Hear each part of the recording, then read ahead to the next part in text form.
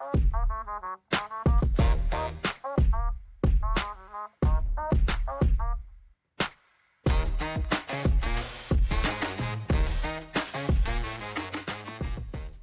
to Supercool, the show tracking the rise of the low-carbon economy, a multi-trillion-dollar transformation reshaping global industries and cities. Each week, we spotlight the climate technologies, strategies, and business models, elevating profits, improving modern life, and outperforming the status quo. I'm your host, Josh Dorfman. If you're enjoying the show, please subscribe or leave a review wherever you listen. And if you want to go deeper into next-gen climate innovations now scaling, check out our weekly newsletter. You can find it at getsuper.cool. The president just signed the big, beautiful bill. It guts the Inflation Reduction Act, strips out the clean energy investments, and tears down the most ambitious industrial policy the U.S. has seen in decades. So now what? It's admittedly a strange time to be alive, and an even stranger time to be an energy superpower unsure of its future. So we find ourselves in a precarious moment. American climate legislation is in retreat, but globally, clean energy is surging. $2 trillion invested last year. We're on pace for $2.2 trillion this year. Solar is outpacing fossil fuels on cost. Battery prices are falling 40% in a year. And China is building the next generation of industrial dominance, whether it's solar, wind, EVs, or rare earths. That country, our biggest rival, is acting strategically at the exact moment the U.S. is hesitating. And the crazy thing is, we invented much of this technology. The first silicon solar cell?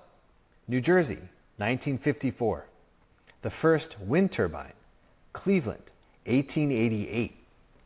The first solar panel microinverter? That was Enphase in 2008. And in episode 45 of Supercool, we spoke with their co-founder, Raghu Belur. But now, we're watching the future unfold elsewhere. The CEO of Ford, Jim Farley, can't stop raving about Chinese brand Xiaomi's new SUV. He says it's the best car he's ever driven. Meanwhile, Toyota is building electric SUVs in China, only there they cost $15,000.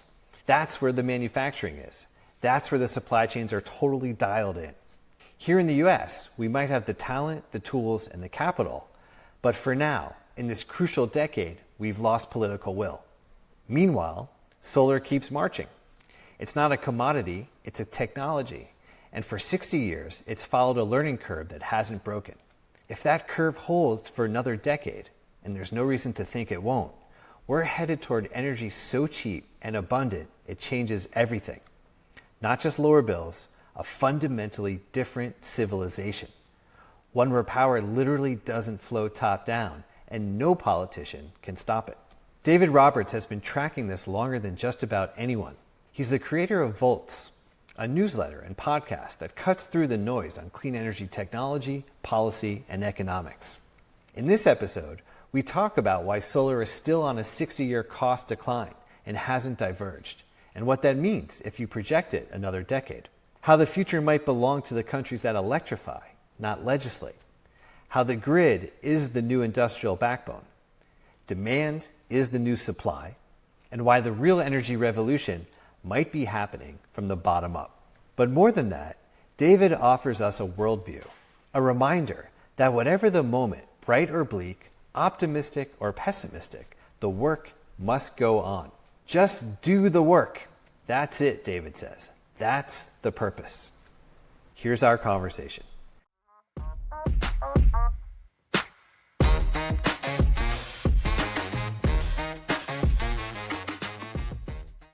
David, welcome to Supercool. Hey, glad to be here. As I was getting ready to talk with you, I was listening to a couple of interviews you've given recently. And one of the things you said that particularly struck was a frame you gave for thinking about technology, thinking about where we're headed. And I know this moment may feel a little bit fraught. There was a lot going on politically, obviously. But one of the things you said about technology, you were talking about fossil fuels versus solar. I'll paraphrase briefly. You basically said, if you look at fossil fuels, you're going to go try and drill for oil. The first oil is easier to get. It gets progressively harder. It gets progressively more expensive. technology starts to catch up, alleviate some of that cost, but it's stayed pretty constant over the last century or so. If you look at solar, it's a technology, and essentially the cost of solar has dropped consistently over time. And what really struck me, David, that you said is if you extend that curve out a decade, just assume that the curve won't stop because it hasn't stopped, you get to a really interesting place in terms of cost of solar and what kind of wins, what future we get to. And I wanted to start the conversation there, given how fraught this moment feels politically, but how interesting it still is globally, technologically. I don't know if that's a tension, but we sort of have these two different kind of threads that are happening. So how would you respond to that? It is the tension. Let me just clarify the original point. So the original point is that with fossil fuels, you have two contradictory forces. All things being equal, the resource gets more and more expensive because you dig the easy stuff first and you have to go down farther and you get lower quality deposits, etc. It's true with any fossil fuel. But on the other side, you have technology, which is constantly innovating, constantly getting better. And basically, this pushes the price of fossil fuels up, this pushes the price of fossil fuels down. And weirdly, over about a century, they've basically evened out. Like fossil fuels are inflation adjusted, about as expensive as they were 100 years ago. The thing with sun and wind is you have the technology pushing cheaper and cheaper, but the resource itself does not get any more expensive. It is effectively infinite and free forever.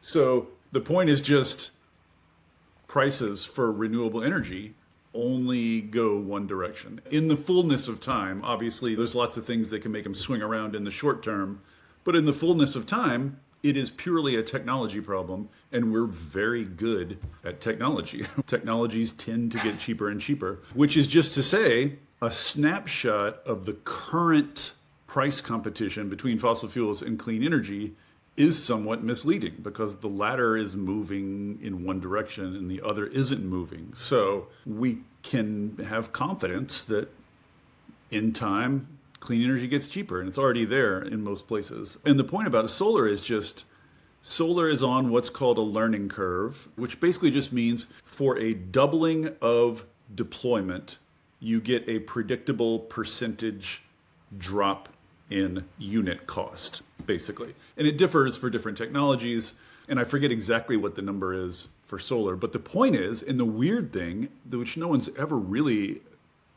given me a great explanation for, is that that ratio, that number, that learning curve number has stayed steady for 5, 6 decades now. So like, you can imagine solar at the very beginning and solar now, so many different forces have come into play. You know, there's China subsidies and Germany did its thing, early research in the US, very contingent, disparate things going into that somehow yield a very steady ratio of falling costs for 6.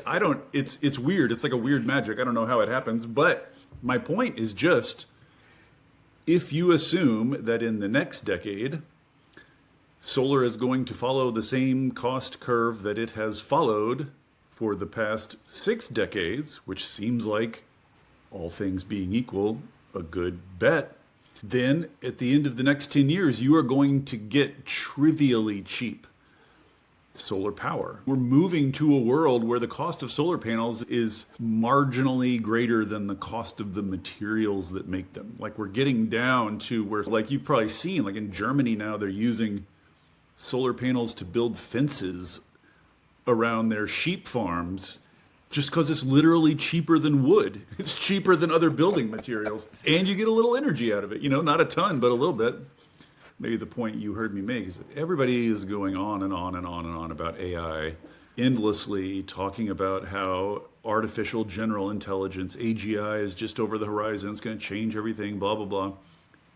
I think, personally, that energy abundance, meaning trivially cheap, abundant energy, is as close as AI, if not closer, and more transformative, if anything, like a more fundamental change for our species. It's not just that we're not aware of any time in our history that we've had access to unbounded, abundant energy.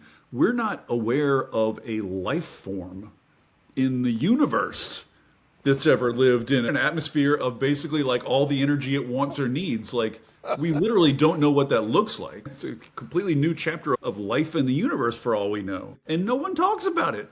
And you've seen that famous chart that shows you the International Energy Agency projecting solar costs. They keep saying it's going to level off, it's going to level off, it's going to level off. And you look at the actual price and it just does one thing. It just goes down. It never levels off. But you can't get people in the business to just, all I want them to do is like do a run of your modeling where the same thing happens to solar in the next decade that's happened to it the past 6 decades. Like literally just project the curve forward the way it's going. And the reason I think you can't get official forecasters to do that is that if you do that, you end up with results that sound crazy. It sounds crazy to have trivially cheap, abundant energy. Like it just doesn't seem like it could be real. And I think people are worried about looking silly. But you go back like a couple of decades, the only outfit that projected solar costs anywhere close to reality was Greenpeace. And they weren't even really doing modeling. They were just putting their hopes down on paper. And even they undershot it. Like no one got it right. It's maddening.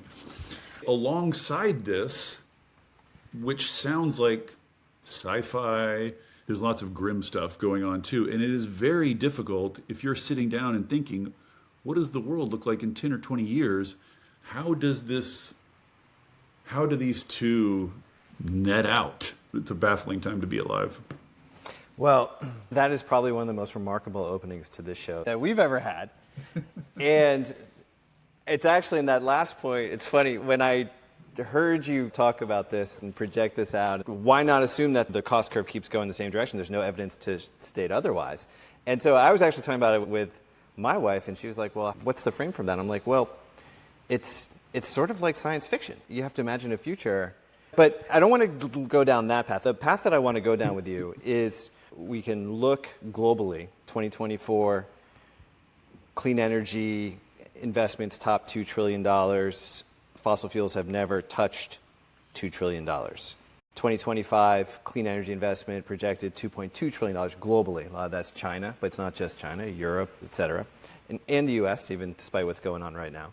And it's getting to a point where it's about to double fossil fuels. But if you look at the line for fossil fuels, it's kind of stayed consistent in terms of what that investment has been through the years, while clean energy is scaling. And it doesn't scale because of, I mean, you don't get to $2 trillion unless the economic argument makes total sense, unless it's the cheapest form of energy globally. This is a new era that we do find ourselves in. You know, we had on in January on the show, we had on this woman, Britta Von Esten. She's an investment banker. She's been doing clean energy investments for well over a decade. And I was asking her, okay, Trump administration's coming in.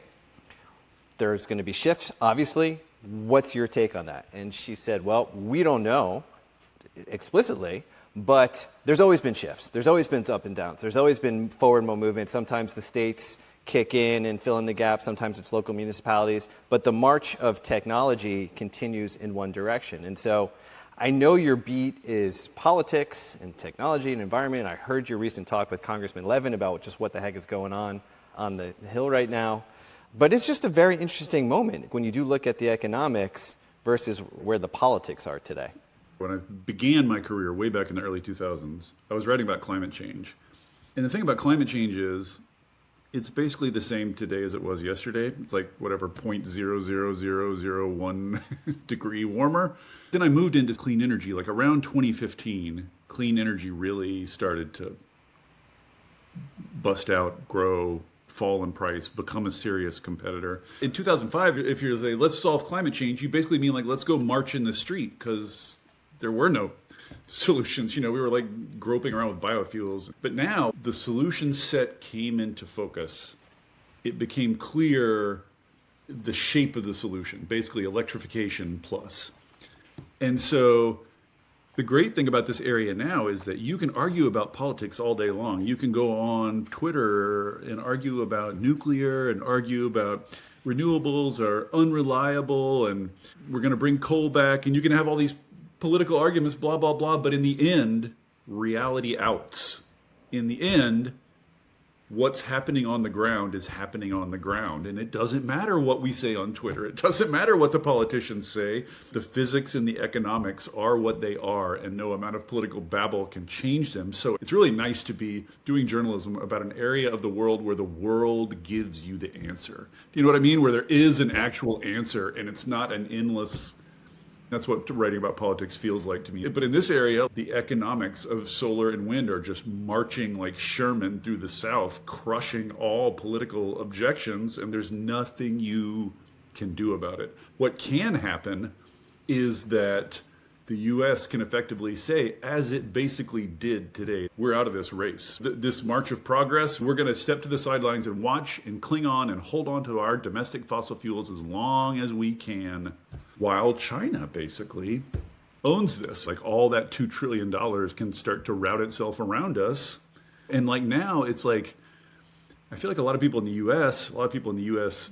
elites have not really caught up with the fact that the U.S. is not the center of the world anymore. It's not the center of the world on climate fight. It's not the center of the world on the clean energy fight. Like there's plenty of places for $2 trillion of clean energy investment to go.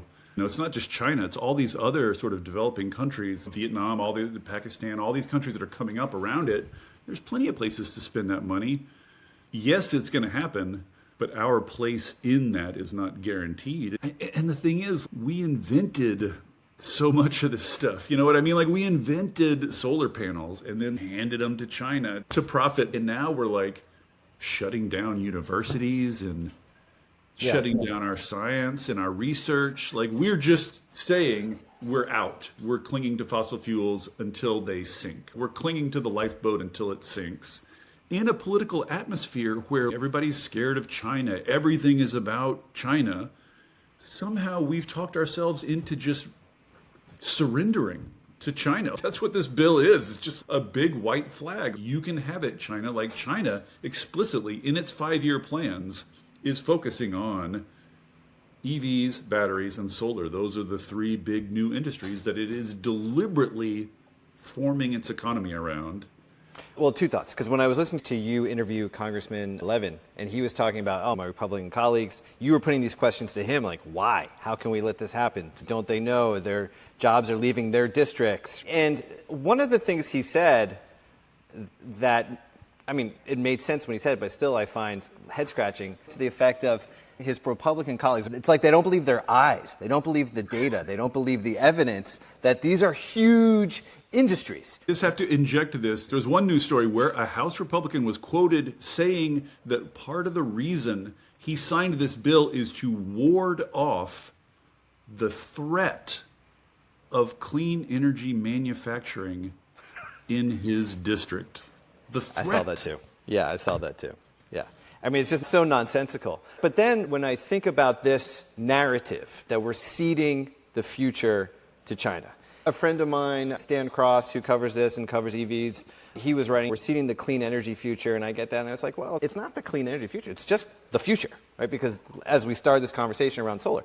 But yes, it's still, when you look at the fact, when you hear like Jim Farley from Ford say, geez, the Xiaomi SUV is the best car I've actually ever been in, I don't want to give it back, right? And then you go back in time and you say, well, why does China have pick the number, 70, 80, 90%, depending on what you're actually looking at, of rare earth, magnets, critical minerals. Why do they have so much of it? 2 decades ago, someone made a really smart call, right? And then 70% of wind turbines, 70% of solar, or more. The assumption is that we could catch up to China.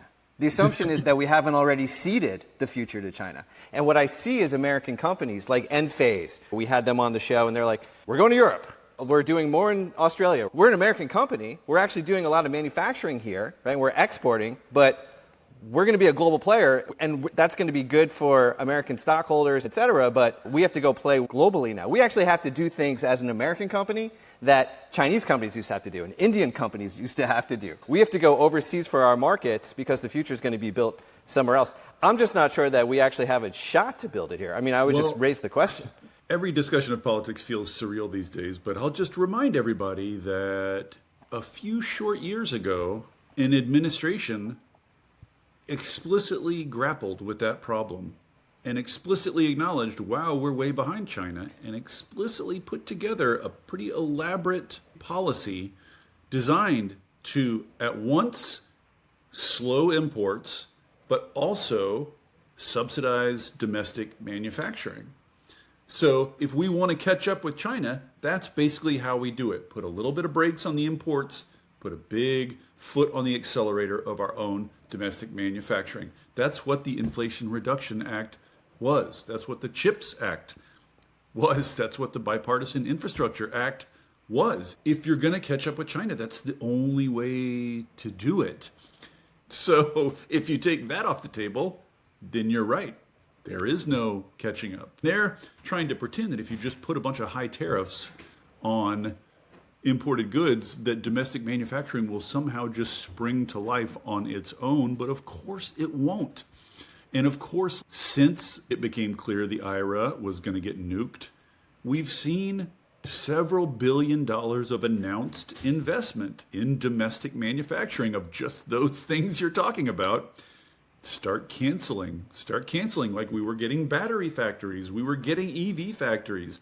We were going to start mining those minerals. We had a whole comprehensive, carefully considered, debated plan to catch up with China. And you're right, like there was no guarantee it was going to be successful. We were way behind. You could find plenty of people who would tell you that even IRA was a drop in the bucket of what you would need to do if you really wanted to catch up. But at least it was like a start. And Jigar Shah will tell you, we were on the verge of having enough solar panel manufacturing to manufacture all our own solar that we deployed. We're close to that. People acknowledge that problem and we're trying to solve it. And now we just elected a bunch of nihilists who are blowing it all up. Whatever might have been possible, it is certainly no longer possible. And even assuming we repair some of the damage, it's going to take years and years just to get back to zero. And these are the crucial years.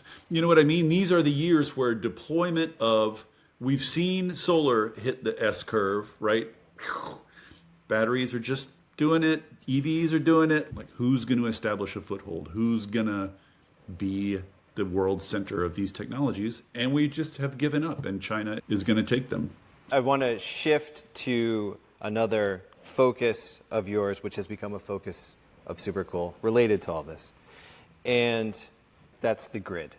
There's the systems level view, like, oh, BrainBox AI, this really cool company that's going to use AI to cut energy, HVAC costs in a building and cut carbon in 17,000 buildings. That's awesome. We do it because we want businesses to know about it. That's our theory of change. And I know you talk to those kinds of companies as well. But then you also will say, all of that's good news, all of that's awesome, but it all still has to ladder up to a grid, to a system that actually needs fundamental change. And we had on our show a few months ago, Tim Holt, who's a member of the board of Siemens Energy, oversees the grid technologies business. And he said, he said a bunch of times, but it's really struck me. He said, look, it took 150 years to get essentially to the grid we have today. We have to double it in 15 years, and then we have to double it after that if we're going to stand a shot at getting to where we want to be. Call it net zero, call it whatever you want by 2050. Just given how much you've looked at that, what's your thinking about that today? I mean, does that still feel like the frame? I mean, I know we're saying like what's possible, what's not possible today, but does that feel like the right perspective to you? Yeah, I mean, it depends on how nerdy you want to get with this, but on the macro level, solving climate change is mostly about electrification. So it's mostly about taking things that currently run on fossil fuels, switching them over to electricity, and then cleaning up electricity production. That's the bulk of climate change. Like right now, I think 20% of energy usage is electricity, something like that. People don't really wrap their heads around that, but it's still relatively marginal as an energy source. And we're trying to bump that up close to 100.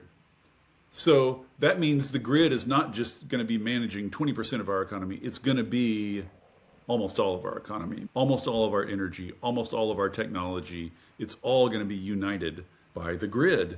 And this is how we're going to compete. This is the future. So if I were like the emperor for a day or president or whatever, I would not just leave this to nerds and technocrats. You know what I mean? I would make a public address saying the future is the grid. The future is all energy use united on the grid, where we're all generating energy, we're all storing it, we're all sharing it, we're using it much more efficiently, it's clean, et cetera, et cetera. So we need more and better grid quickly, and we're not investing in that quickly enough.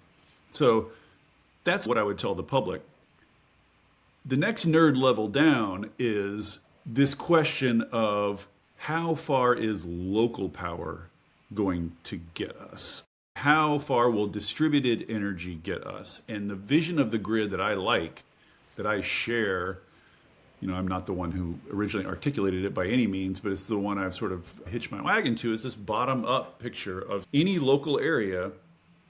You're generating as much as you can, you're storing as much as you can, you share as much as you can, and you only turn to these big transmission lines for backup, basically, to fill in the gap that you can't fill in yourself. So everybody's working from the bottom up.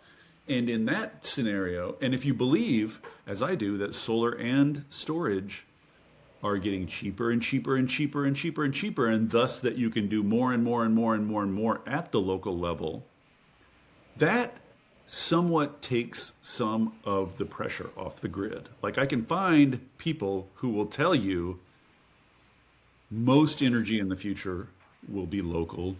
We don't actually need as much high voltage transmission as we currently think we need. Like, local's going to do more than we think. So that's an interesting energy nerd debate right now, basically. It's like, how much grid do we need?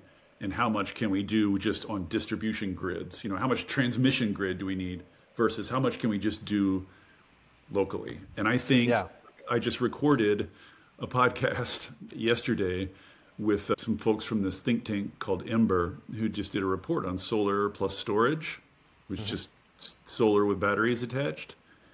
And it's like everything else now. It's just like, once you look closely at this, you're like, holy crap. Like the price of the average global price of a battery pack declined by 40% from 2023 to 2024. 40% in a year. So that meant that the levelized cost of a solar plus battery power plant declined by 22% in a year. So like, whatever people think we're going to be able to do locally, upgrade that 20% from what you thought last year, and then probably next year upgraded another 20%. Those costs are falling so fast that we are going to be able to do more locally than anyone thinks, and we're going to be able to do more off grid. Like, you're going to start seeing big industrial companies and big data centers powering themselves mostly with on-site generation and storage, and only turning to the grid as backup because they can't get enough grid power. So there's a lot of forces pushing that off-grid technology forward. So it's all about electricity, yes, and it's definitely all about distribution grids, local grids for sure. How big a role the transmission grid, I think, is a very fascinating open question that we don't really know yet. Yeah, I love that. What we see on this show, and it was a big theme, we're coming up on the end of kind of year one of Supercool. And so we've talked to Sunrun, I mentioned Enphase, we've talked to Renew Home, we've talked to a lot of the players, Goodleap, Sunrun, who will tell you now that they're a storage first company. We had Mary Powell on the show. It was really interesting. But we also had on this company, Butterfly, Budderfly. They're now in the CNBC Disruptor 50, I believe. They're starting to get traction. They've raised like $1 billion. They did a lot of it through private equity, so it's not as much in the venture markets. But they go into McDonald's and Popeyes and Wendy's, these energy-intensive places, say, hey, we're going to make you an offer you can't refuse. Zero down. We're going to upgrade all your equipment. We're going to share in the energy efficiency savings, but you don't pay anything up front, right? How could you possibly refuse? And when we had on their CEO, Al Sabloui, he went to the same place that like a Mary Powell might go to, or Tesla's head of residential energy might go to. He said, look, if we control 1,000 or 7,000 fast food franchises in New York City, and we can go to Con Ed, the utility, and say, hey, you need 100 megawatts of power? Great. And he said, the lettuce doesn't care if we change, or whatever, the freezer from like 1 to 2, right? But we can give all that energy back.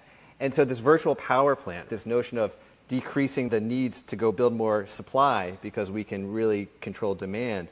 Because he's looking at it, and now I get it. They're like, oh my gosh, this is a fortune in front of us if we can cobble together enough demand response.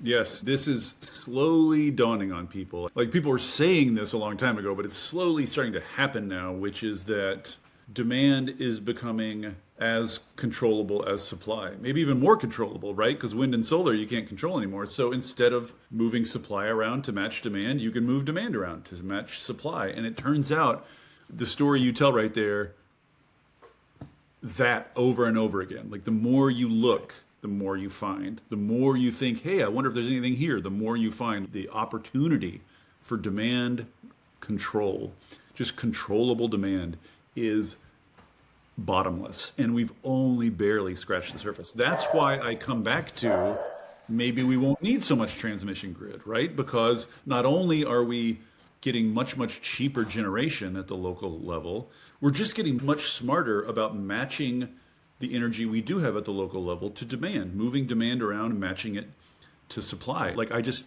recorded a pod with a guy who's designing data centers, because right now data centers are big, inflexible loads. They need always on, extremely reliable power. So they're very stressful to grids. Like, they're not good grid citizens. And if you throw that on a grid, you often need to upgrade other parts of the grid to handle it. And other ratepayers end up paying for those upgrades, and they get upset at the data centers. It's a bad situation. So this guy is designing data centers that are flexible, that can ramp down, that can go on and off grid power as needed, can ramp up and down as needed, not by changing the compute, but just by having on-site generation and storage. So you can just switch off of grid power onto your own on-site power.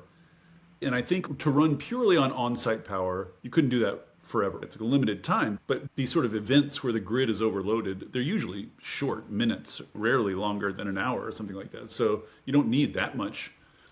So that makes data centers, instead of being a big, inflexible piece of gristle that we can't digest, they become active, positive tools that make the grid more flexible and make the grid work better.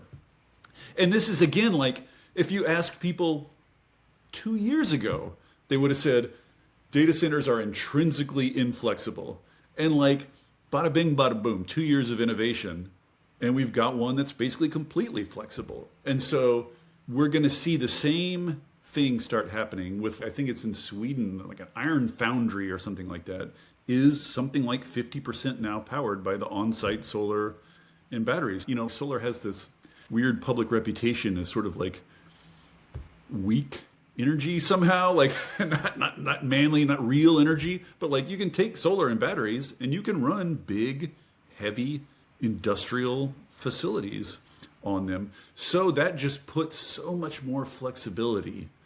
You're making McDonald's flexible, right? You're making the iron foundry flexible. You're making a data center flexible. And when you have a grid where almost all your big loads are flexible, suddenly you're conducting an orchestra. Like, the supply comes and you move demand, and then supply fades and demand comes up. Like, you can keep it all running in a perfect symphony without needing to bring any more external power in. You're just sharing the power better. But to do that, you need smarts, you need sensors, you need chips, you need smart meters, you need utilities to get a clue. And this is the reason VPPs, virtual power plants, like you're talking about, are not taking off even faster, is that utilities are taken by surprise by all this, like could have seen it coming. So they're all trying to develop their own VPP processes from the beginning, but that'll get easier. It'll be more off the shelf. It'll spread faster. That's all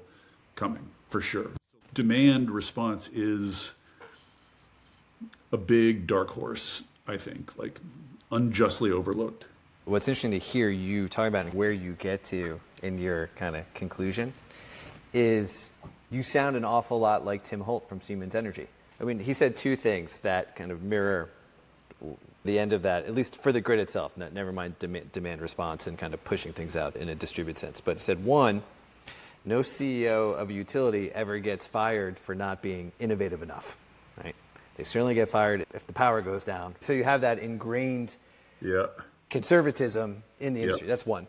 But he also said the same thing. The vision for Siemens Energy or vision is the same. It's basically it's looking and saying, one day we're going to have an autonomous grid. That is the vision, right? How quickly we realize that vision.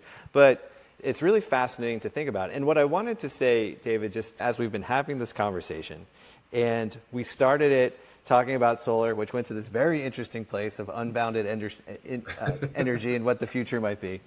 We talked about what this sort of dark moment on this dark day, as you and I are speaking of what's transpired in Washington, D.C.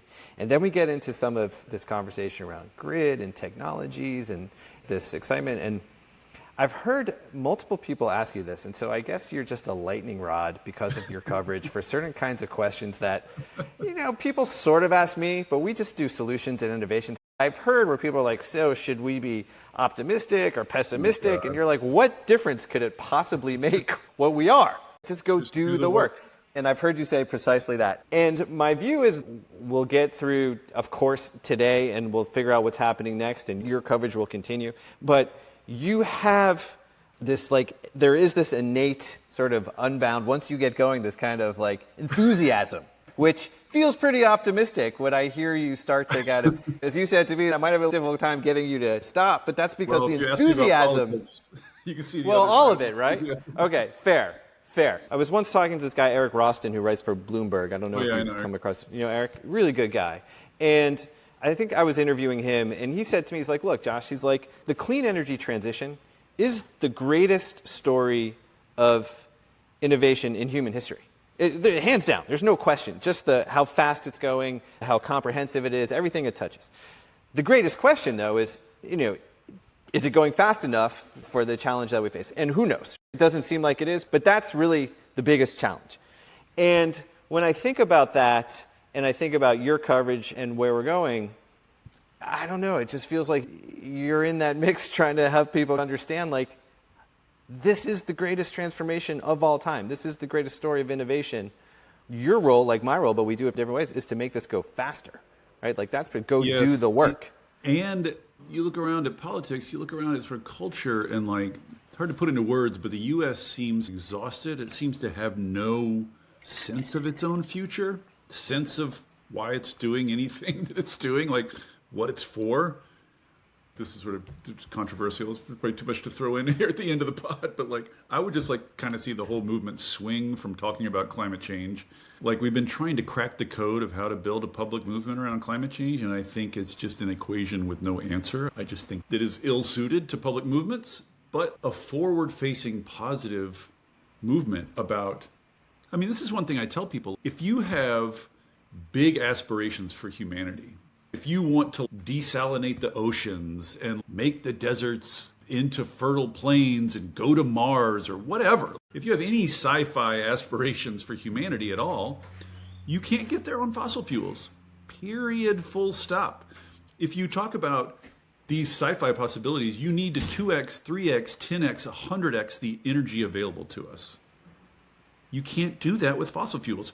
Physically, you can't. So if you want a bright future for human beings, you gotta go clean energy. That's it. It's not just that fossil fuels are gonna mire you in environmental problems. Eventually you'll get sucked down like quicksand.